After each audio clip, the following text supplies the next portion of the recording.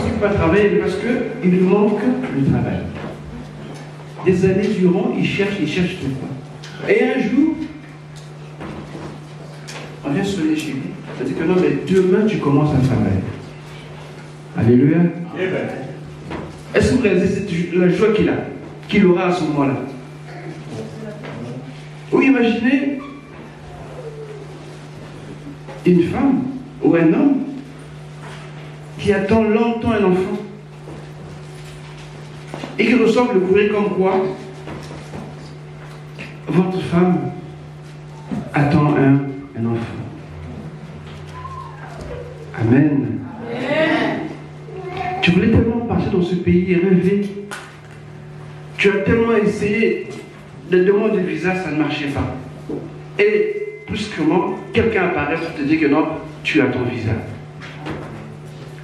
Alléluia. Il y a tellement de choses dans la vie que nous voulons avoir, qu'on aimerait vraiment avoir. Mais pour certains, il faut attendre. Parfois ça viendra aussi. Parfois ça ne viendra pas. Et parfois on oublie même, on passe à autre chose. Mais une chose qui est certaine, une seule, c'est ce que nous avons, vous et moi. Une seule chose que nous avons. Et cette chose qui nous rassure, qui nous garantit, qui nous atteste, autant de mots qu'on veut, c'est notre foi. Alléluia. Amen. La foi. Amen. En Jésus. Et cette foi en Jésus nous garantit une chose. Est-ce que je vais en parler ce matin? Et cette chose a une valeur que ni l'or ni l'argent, ni même tout ce qu'on connaît dans ce monde ne peut acheter. Ce n'est pas possible. Ce matin, j'aimerais parler sur la résurrection. Amen. La résurrection ne dépend pas d'une promesse quelconque, d'un travail quelconque accompli quelque part, ou quelque chose qu'un tel, un présent, voilà, quelqu'un a dit dans la famille. Non. Mais elle repose sur ce que Dieu a dit. Et la résurrection est la garantie, le gage, un scellé, je ne sais pas comment dire cela, que nous avons auprès de Dieu une autre vie. Et cette vie commence maintenant. Ce n'est pas à la mort, s'il vous plaît. Ce n'est pas quand je vais mourir. Non. Nous avons la vie maintenant. Et cette vie est en chacun de nous. Et le gage, c'est la résurrection. Ce qui fait la foi chrétienne, ce n'est pas les miracles. Quelqu'un me dit pourquoi? Parce qu'il y a aussi de faux miracles. Non? Ce n'est pas une force quelconque. Ce n'est pas, je ne sais pas, tout ce qui peut être dans ce monde. Non. Rien de tout cela. C'est la résurrection. Si vous l'enlevez, la Bible ne vaut plus rien. Je vous le dis. Si vous enlevez la résurrection de la Bible, la foi chrétienne ne sert plus à rien du tout. C'est le pilier, la colonne. Sans la résurrection, notre foi est vaine. Nous sommes les hommes les plus malheureux. Et oui, pendant que d'autres dansent, chantent, boivent, font ce qu'ils veulent, s'habillent, voilà, mais nous, on attend Jésus, on attend son retour. On se prie de beaucoup de choses parce qu'on est certain que Jésus va revenir. Amen.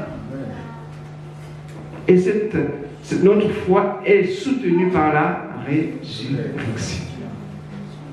Et ce n'est pas auprès d'une personne, mais c'est auprès du Seigneur. Et donc j'aimerais ce matin aborder quelques points sur la résurrection. J'aimerais dire que ta foi bien-aimée n'est pas une foi vaine. Elle a de la valeur. Et même si tu trouves un moment difficile, ce qui arrive souvent dans la vie des chrétiens, ça ne doit pas t'étonner. Mais je te dis de persévérer. Parce qu'on a une garantie, une certitude, une assurance dans la résurrection du Seigneur. En sorte que ce que Dieu a dit, ce qu'il a promis, nous l'aurons certainement. Même si ce n'est pas dans ce monde, nous l'aurons. Alléluia. Je vais vous rappeler quelque chose. Dieu a appelé Abraham. Il a dit, tu seras le père d'une multitude. Quelle promesse. Est-ce qu'Abraham a vu tous ces enfants-là? Alléluia. Amen. Non. Mais ça n'a pas arrêté la puissance de la promesse de Dieu. Amen. Et ce que Dieu a dit te concernant, nous concernant, cela va s'accomplir. Ce qui soutient notre foi, c'est la résurrection. Et ça, c'est bien de le savoir. De le garder dans sa tête, dans son cœur. Quoi qu'il se fasse, quoi qu'il se dise, rassure-toi, Dieu est fidèle. Amen. Et parfois, on se dit, mais j'aimerais tellement que ça se passe comme ça, je voulais bien que ceci. Oui, tu aimerais bien, mais sachant que Dieu a quelque chose de meilleur pour chacun de nous. Amen. Ce qui est ici est passager. Comme le veut ou non, c'est passager. L'homme né, il court après plusieurs choses, mais quand il va mourir, il va tout seul. Non? Et c'est comme ça la vie. Mais nous devons comprendre que la résurrection bien-aimée de Jésus nous garantit des promesses de Dieu. Et ça nous va droit dans le cœur. Et ça fait chaud au cœur. De savoir que mon espérance n'est pas vaine. Ma foi n'est pas vaine. Au bout, il y a une récompense. Au bout, il y a une joie. Et donc, je commencerai par la première, je dirais même pas importance, parce que c'est vraiment plus qu'une importance. Le premier trait que je signalerai dans la résurrection, dans son importance, je commence par 1 Corinthiens 15, 1 à 8. Juste pour nous situer, 1 Corinthiens 15, 1 à 8.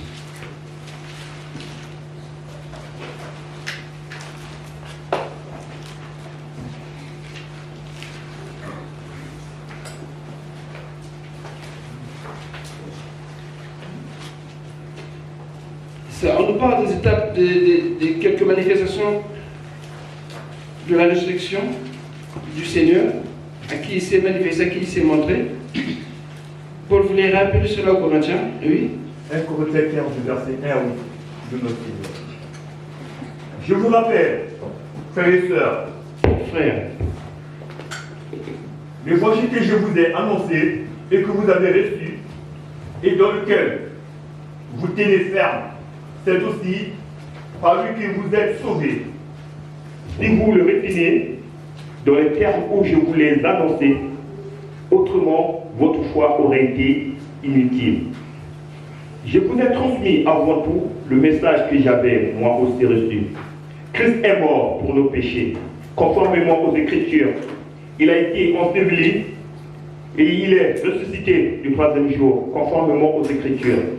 Ensuite, il est apparu à Céphas, puis aux 12.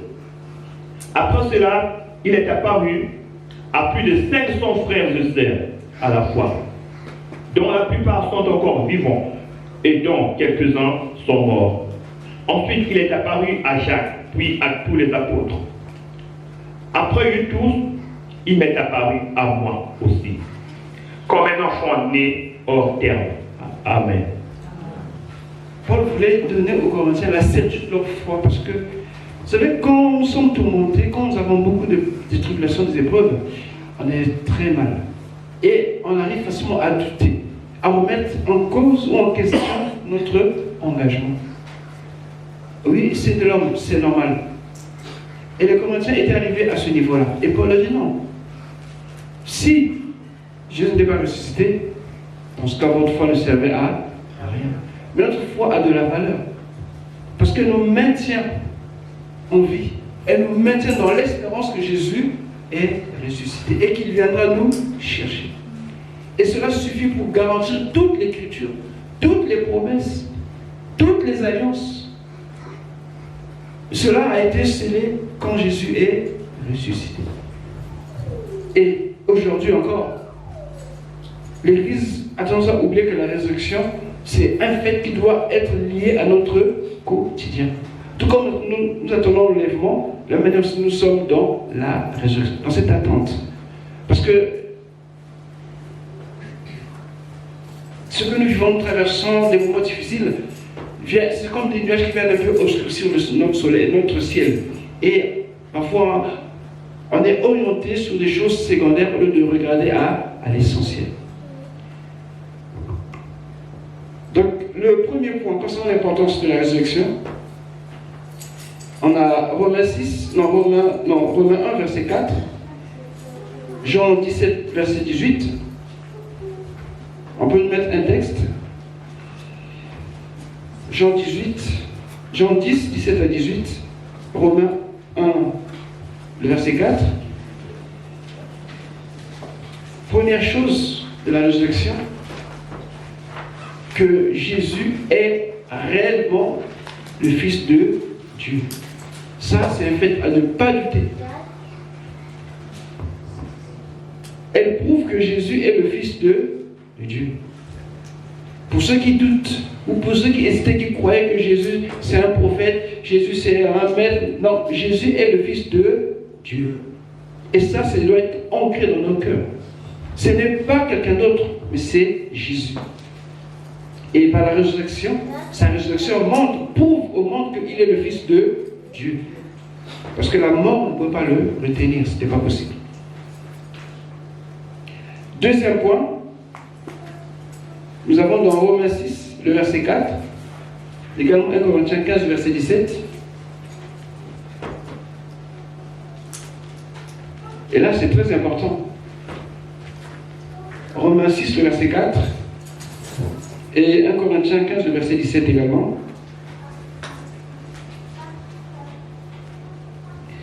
« 17, je reprends ce qu'on a dit au début. Et si Christ n'est pas ressuscité, votre foi est vaine. Vous êtes encore dans vos péchés. » Ce serait triste et malheureux. Alors que dans Romains 6, 4, quelqu'un peut le lire s'il vous plaît? Romains 6, 4, je l'homme du Seigneur. Par le baptême, en sa mort, nous avons donc été ensevelis avec lui, afin que, comme Christ est ressuscité par la gloire du Père, de même, nous aussi, nous menions une vie nouvelle. Amen. Cela signifie quoi? C'est que par sa résurrection, alléluia, la mort de Jésus garantit notre rédemption. Alléluia. C'est-à-dire, l'efficacité de l'œuvre de la croix a été acceptée, approuvée par le Père. Et d'où notre baptême, notre identification à Jésus vient confirmer ce que Jésus est réellement. Parce que si sa mort n'a pas suivi notre rédemption, ce serait triste. Mais la résurrection montre bien que la mort de Jésus est une mort rédemptrice. Troisième point, Psaume 16, le verset 10. Et Luc 24, le verset 44 à 47. Le Psaume 16, le verset 10. On va lire beaucoup de versets parce que la résurrection, c'est bien de lire. En lisant, ça va droit dans nos cœurs. Et on garde cela. C'est pas qu'on va te dire, mais c'est toi-même qui lis. Et c'est une certitude, tu restes sur cette position. Qu'on ne te dise pas que non, mais tu sais, Jésus, comme le bruit courait dans Matthieu, que non, mais on est venu l'enlever. Non, Jésus était réellement mort. Et ressuscité. Les deux choses. On ne peut pas les enlever de Jésus. Amen. J'ai lu notre Seigneur. Car tu n'abandonneras pas mon âme au séjour des morts. Tu ne permettras pas que ton bien-aimé connaisse la décomposition. Amen. Amen. Donc, elle confirme la vérité de l'Écriture. Ce que l'Écriture avait annoncé sur Jésus devait s'accomplir. Jésus n'a pas été décomposé comme l'a été Lazare. Et les autres références, on peut les lire, on peut les garder, c'est bien de les noter. Il dit, c'est lui qui parle. C'est là ce que je vous disais lorsque j'étais encore avec vous, qu'il fallait que s'accomplisse tout ce qui est écrit de moi dans la loi de Moïse, dans les prophètes et dans les psaumes. En fait, la loi de Moïse, les prophètes, c'est ce que la Torah renferme. Donc, tout cela parlait déjà de Jésus, de sa mort et de sa résurrection. Et cela est venu comme un sceau pour confirmer que réellement Jésus est le Fils de Dieu, qu'il est mort et ressuscité. C'est pour ça que comme sur la Sainte Seine, il dit de rappeler, d'annoncer sa mort sur ce qui le revient. D'autres chrétiens pensent que non, Jésus n'est pas mort parce qu'il était Dieu. Non, Jésus était réellement mort. C'est l'Antéchrist qui vient dire qu'il n'était pas mort. Mais Jésus était réellement mort. Ensuite, le quatrième point, Acte 17, 30 à 31. Et là aussi, la résurrection de Jésus est la preuve du jugement à venir des méchants ou des incrédules. Acte 17, 30 à 31. Acte 17, 30 à 31. Sans tenir compte des temps d'ignorance, Dieu annonce maintenant à tous les êtres humains, partout où ils se trouvent, qu'ils doivent changer d'attitude. Parce qu'il a fixé un jour où il jugera le monde avec justice par l'ordre qu'il a désigné. Il en a donné à tous une preuve certaine en le ressuscitant. Amen. Donc tous ceux qui refusent de croire, ils acceptent leur jugement et leur condamnation. Certains disent que non, tout se paie ici-bas, mais c'est fou. Non, tout ne se paie pas ici-bas. Non. Sinon, le jugement ne sert à rien. Tous ceux qui rejettent Jésus seront souvent devant le jugement. Ils feront face à leur refus et ils vont regretter, mais ce sera trop tard. Il y en a qui mettent leur foi, leur confiance dans ce que le grand-père a laissé, dans ce que la grand-mère a dit, dans les statues, dans les idoles, dans l'argent, dans les biens, et qui disent que Jésus c'est quoi, Jésus c'est qui. Il y en a qui s'arrêtent juste à l'information qu'on sait que Jésus était, voilà, mais ils ne donnent pas leur vie au Seigneur. C'est ça les incrédules. Ils refusent de croire que Jésus est le Fils de Dieu. Ils peuvent dire que Jésus, oui, on sait, mais ils refusent de donner leur cœur au Seigneur. Et cela se mange non pas à cause du péché, mais à cause du rejet de la lumière. Elle dit que la lumière est venue vers les siens ne l'ont pas reçue. Et quand la lumière vient, elle apporte un jugement. Ou tu la reçois, ou tu rejettes. Et Dieu donne la preuve que par la résurrection de Jésus, il y aura bel et bien un jugement. Et cinquième point, et ici il y a deux volets sur ce point, Jean 20, 22.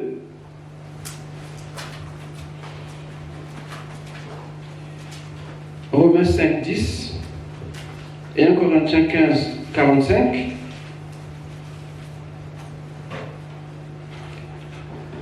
C'est grâce à la résurrection que nous avons reçu le don du Saint-Esprit. Alléluia. Joël, qui prophétisait, disait: après ces temps, je reprendrai mon esprit sur tous eux. Mais quel temps? Après la résurrection. Si nous avons cette grâce, ce privilège d'avoir ce dessus, c'est parce que Jésus est ressuscité. S'il n'était pas ressuscité, le Père n'aurait jamais envoyé le Saint-Esprit. Et la deuxième conséquence, c'est aussi par sa résurrection que Jésus continue d'intercéder en faveur des saints, c'est-à-dire de toi et moi. Et là, nous avons Hébreux 7, 23 à 28. Si Jésus n'était pas ressuscité, eh bien tout se serait terminé.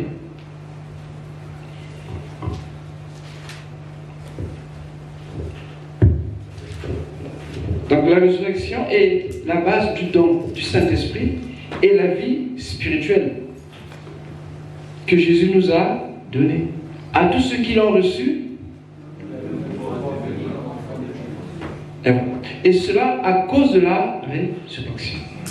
Nous montrons que Jésus est bel et bien ressuscité. La plupart des promesses, des grandes promesses de la Bible, sont liées à la résurrection. S'il n'y a pas la résurrection, tout ceci serait que juste du papier, que des paroles, des promesses en l'air. Mais la preuve que Dieu donne, c'est en ressuscitant Jésus d'entre les morts. Peut-être que ce qu'il a fait, il va l'accomplir. Les temps ne nous appartiennent pas. C'est lui qui maîtrise le temps. C'est lui qui commande aux circonstances. Et quand je dis quelque chose aujourd'hui, que cela se manifeste, bénis Dieu. Et que ça tarde, ne te décourage pas, persévère. Parce que Dieu est fidèle.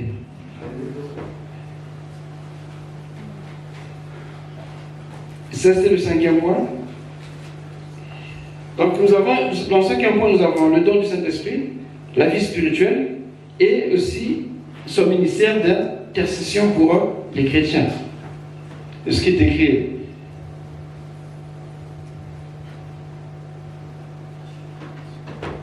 Mais la parole du serment qui a été faite après la loi établit le Fils qui est parfait pour l'éternité. Et Jésus n'est pas quelqu'un qu'on peut dire que non, mais il a fait son temps. Il continue de faire le temps jusqu'au aujourd'hui. 6e point. La résurrection donne aux chrétiens l'assurance de leur futur et héritage. 4. 1 Pierre 1, 3 à 4. Nous sommes nés tous des parents, d'autres sont par les parents qui ont laissé des héritages, ils sont contents, ils sont bénis, ils gèrent, et d'autres n'en ont pas. Alléluia. C'est pas parce que les parents étaient peut-être, je ne sais pas comment, mais c'est, voilà. On ne peut pas prévoir, on ne peut pas dire quoi que ce soit sur ça. Il y en a qui sont nés dans des bonnes familles, qui reçoivent des héritages. Il y en a qui naissent, peut-être pas des bonnes familles, mais au moins qui vivent, qui existent, qui travaillent. Bref, la notion d'héritage est réservée à quelques seulement, pas à toutes les personnes, n'est-ce pas? Et ceux qui naissent dans des maisons de rois n'ont pas fait un travail. C'est une grâce. Il naît prince ou princesse. Amen. Tu peux naître un enfant d'un PDG, c'est aussi une grâce. Tu n'as pas fait un effort. Bref, mais dans le Seigneur, chacun de nous a un héritage. D'où que tu viennes, d'où que tu naisses, le fait que d'être en Christ, tu as droit à un héritage. Alléluia. Donc nous sommes tous des héritiers. Mais là, on ne le voit pas, on ne le sent pas. Mais devant Dieu, nous sommes tous des héritiers. Et nous allons prendre pour notre héritage à cause de la résurrection. 1 Pierre 1, 3 à 4.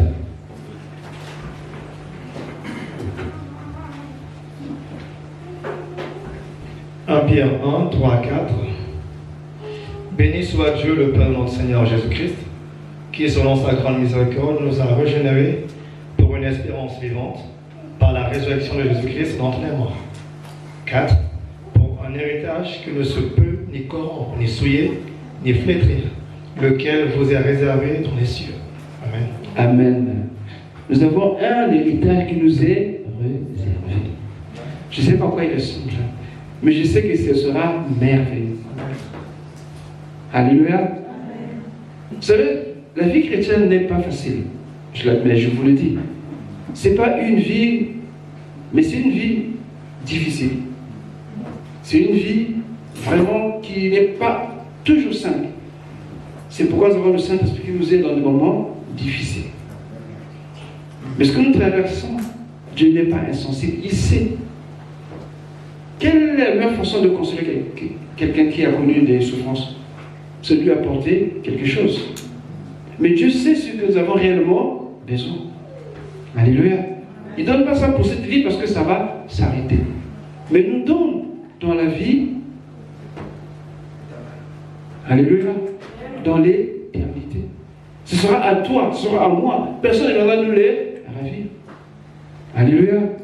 Je ne sais pas, peut-être ce sera un domaine, je ne sais pas ce sera quoi, mais ce sera une autre terre, un autre ciel. Amen. Oui. On est tellement habitué à la terre, au ciel, qu'on a l'impression qu'il y a que ça. Non. La Bible dit qu'il y aura un nouveau ciel, une nouvelle terre.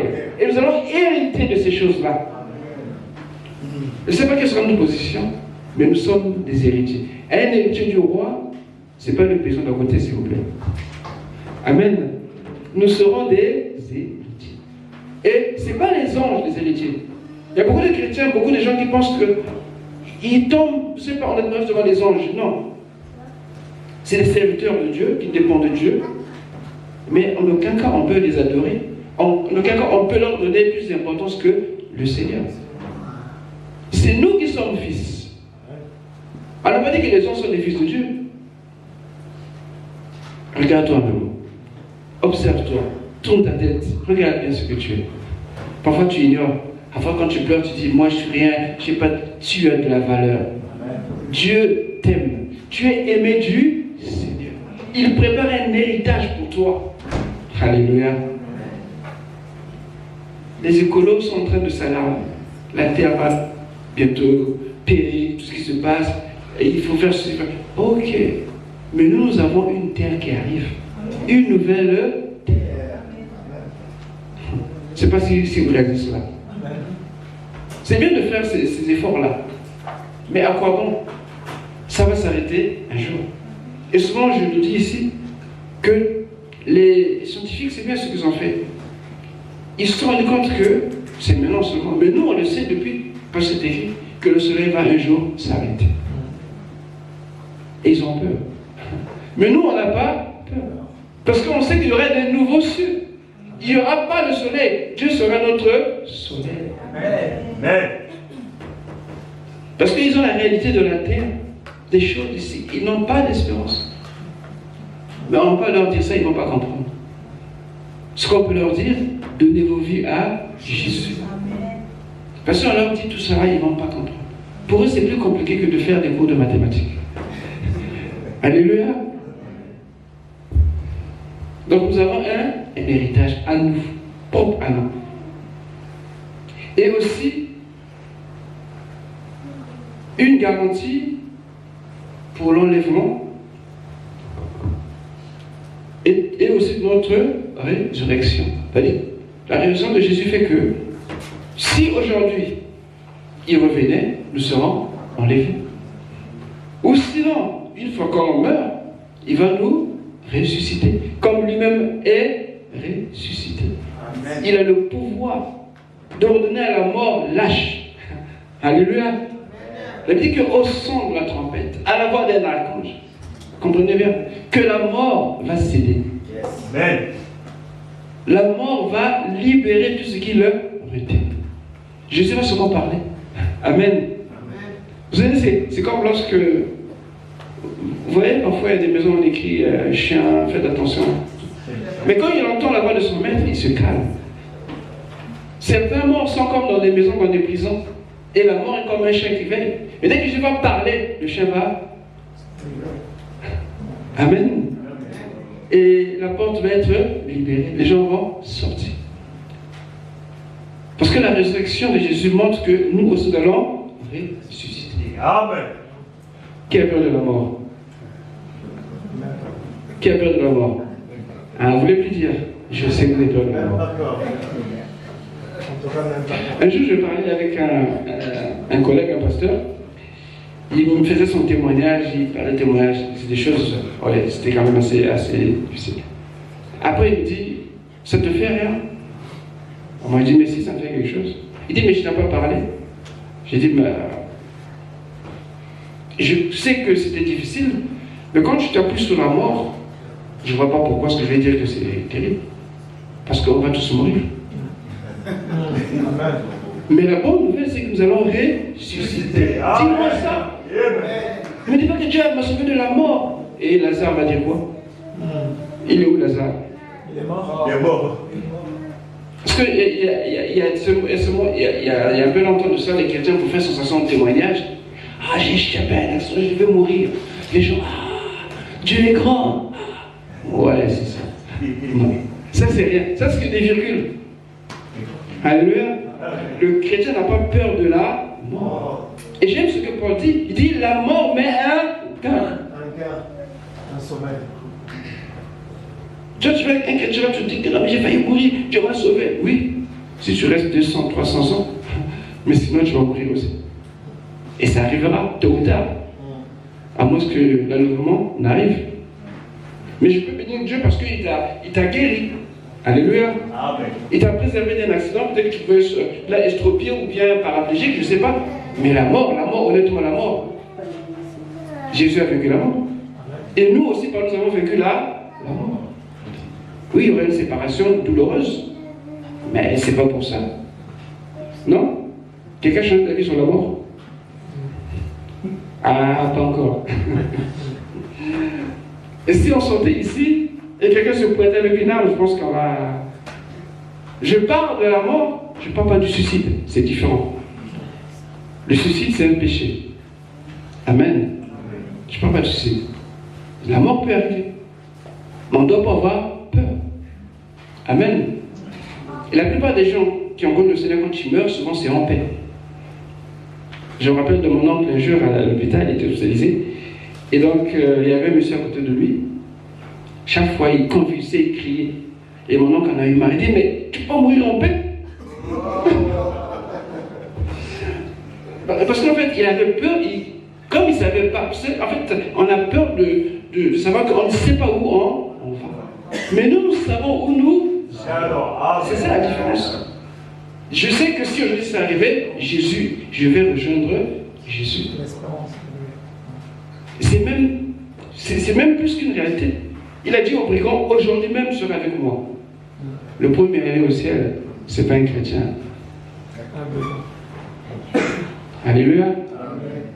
Il n'a pas dit, sauve-moi, je vais mourir. Il est mort le brigand. Mais il vit le brigand. Quelqu'un a compris ça? Amen.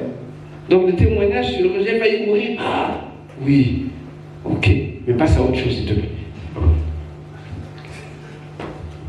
Ensuite, donc ça nous avons 1 Thessaloniciens 4, 14 à 17 et aussi Jean 14, 3, où Jésus dit, je m'en vais préparer une place et je viendrai vous chercher. Le 7e point, et ça c'est ce que nous expérimentons tous les dimanches quand nous sommes ici, et aussi de manière personnelle dans notre communion avec le Seigneur. La résurrection nous permet d'avoir accès à la présence de Christ et de jouir de son pouvoir sur le péché, et cela de façon quotidienne. Galates 2, 20.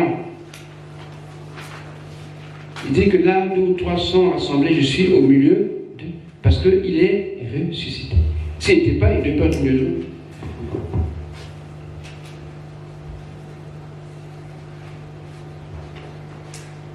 Éphésiens 2, 20, Galates 2, 20, Éphésiens 1, 18 à 20.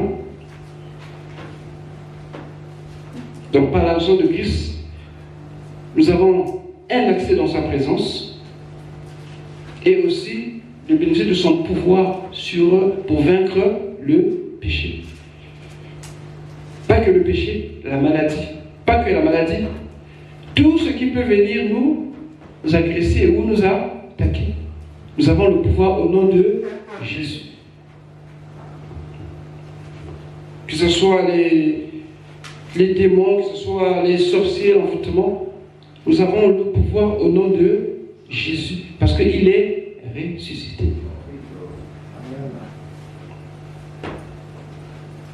Qu'il illumine les yeux de votre cœur pour que vous sachiez quelle est l'espérance qui s'attache à son appel, quelle est la richesse de la gloire de son héritage qu'il réserve aux saints. Et le verset 20, ça reste le verset 20. Quelle est envers nous qui croyons l'infinie grandeur de la puissance, de sa puissance se manifestant avec efficacité par la vertu de sa force. Alors parfois tout ça on peut dire que c'est compliqué. Amen. Mais on explique mieux les jeudis. Parce que c'est parfois quand on lit ça à la maison, c'est parfois pas toujours évident de comprendre. Il a déployé en Christ en le ressuscitant des morts et en le faisant asseoir à sa droite dans les lieux célestes. La conclusion est plus simple. Galates 2, 20.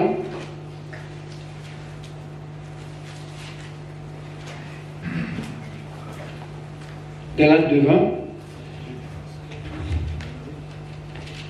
Galates 2, 20. J'ai été crucifié avec Christ. Si ce n'est plus moi qui vis, c'est Christ qui vit en moi. Et ce que je vis maintenant dans mon corps, je le vis dans la foi au Fils de Dieu, qui m'a aimé et qui s'est donné lui-même pour moi. Amen. Ce sont des paroles comme ça qui doivent nous réconforter. Même quand ça va mal, je reviens sur ce que tu disais au début, qu'on est facilement découragé et on baisse les bras. Non, bien-aimé. Si tu peux savoir que tu as du prix aux yeux du Seigneur et que tes larmes, Dieu les voit. Amen. Ta douleur, Dieu le sent et compatit. Amen. Mais si tu restes encore là parce qu'il y a un but, il y a un dessein à accomplir. C'est pour ça qu'il nous a montré que même si la mort venait, j'ai la résurrection. Amen. Que ton parcours ne s'arrête pas là, ça va continuer. Ça va aller jusque dans l'éternité. Parce que moi, je suis le Dieu d'éternité. Dieu n'aime pas les choses comme on dit à moitié. Et on a besoin de savoir que quelqu'un nous a précédés. Donc nous aussi on peut arriver. Et c'est ce que je voulais vous témoigner par rapport à cette exhortation concernant la résurrection. Que de temps en temps nous avons besoin que notre lumière brille. Qu'on oublie un peu les besoins de la terre. Qu'on se projette un peu dans le spirituel, dans le céleste. Qu'on voit un peu les choses comme Dieu, comme Jésus voit les choses, comme il les considère. Qu'on laisse un peu ses souffrances, qu'on laisse un peu tout ce qui vient. Parfois comme pour nous distraire, nous décourager. Mais il est parfois une question de se projeter devant, dire que non, Jésus est vivant, Jésus est ressuscité. J'ai mal, ça fait mal, on m'a fait ressusciter. Ok, mais le Seigneur est vivant. Je tiendrai par sa grâce. En fait, l'espérance que nous avons en Christ nous donne la force de tenir ferme. Quelles sont les situations qui peuvent arriver.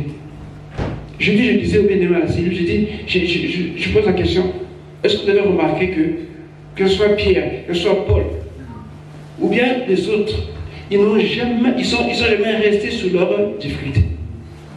Alors ils ont connu la prison, ils ont connu le rejet, ils ont connu l'exil, mais ils ne se sont jamais plaints. Non, c'est quand même bizarre. Vous ne trouvez pas? Mais aujourd'hui, le chrétien aujourd'hui, tout ce qu'il a comme histoire, Facebook, TikTok, tout le monde doit savoir. On se met plus en avant. Jésus est juste derrière. On met le nom de Jésus juste comme ça, et c'est tout toi qui est là, qui est devant. Mais ces personnes-là, ils ont vécu des choses difficiles. On sait que Paul et Pierre, ils ont chanté en prison, ok. Parce qu'on nous a donné ce témoignage. Mais combien de temps ils sont restés là-bas, on ne sait pas. Comment ils étaient considérés là-bas, on ne sait pas. Parce que eux, ils voyaient la résurrection. Eux, ils voyaient Christ. Ils avaient une autre façon d'envisager la vie qu'ils menaient. Ce n'était pas lié. Même si c'est difficile, mais ils se projetaient toujours vers Christ. Et cela manque aujourd'hui. C'est pour ça que j'aimerais te réveiller, mon frère. Savoir que la résurrection est réelle. Et que celui qui a fait la promesse est fidèle. Que ta vie ne se terminera pas comme tu le crois. Il y aura une aide d'honneur pour toi là-haut. Ce que ici, on ne pourra jamais te donner, là-haut, c'est réservé pour toi. Tu es héritier, tu es héritière. Et comme il est ressuscité, c'est pour ça que Jésus continue de sauver, de guérir, de bénir. Parce qu'il est vivant. Et pour conclure, bien aimé, je dis une chose, que la puissance de la résurrection est encore active. C'est pas encore terminé. Et j'aimerais que tu puisses t'appuyer sur cette parole, que tu te ressentes sur cette parole, que tu regardes ta vie sur cette parole. Jésus est ressuscité. Jésus est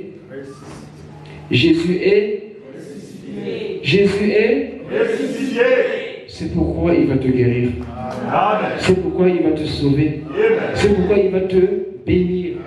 Parce qu'il est ressuscité. Est-ce que tu le crois? Amen. Est-ce que tu le crois? Amen. Alléluia. Amen. Alléluia.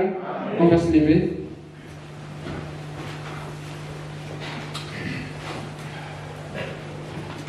Et maintenant que tu es convaincu que Jésus peut le faire, alors chacun va parler à Jésus. Chacun va dire son cas devant le Seigneur. Ferme les yeux. Réalise que Jésus est devant toi et que tu lui parles. Et même si les larmes venaient à sortir, ce n'est pas un problème. Tu peux être debout, tu peux t'asseoir. Tu peux te prosterner, tu peux t'agenouiller. C'est toi que ça regarde. Comment tu considères Jésus? Mais je te dis que Jésus est là. Il est réellement là. Et sa puissance est encore actuelle. Elle n'a rien perdu de sa valeur. Non. Jésus peut guérir. Jésus peut sauver. Jésus peut bénir. Jésus peut même t'étonner. Tu connais trouver ton secours chez une personne? Non. C'est Jésus ton secours. C'est lui seul ton secours. Ouvre ton cœur au Seigneur maintenant. Ferme les yeux et parle à Jésus.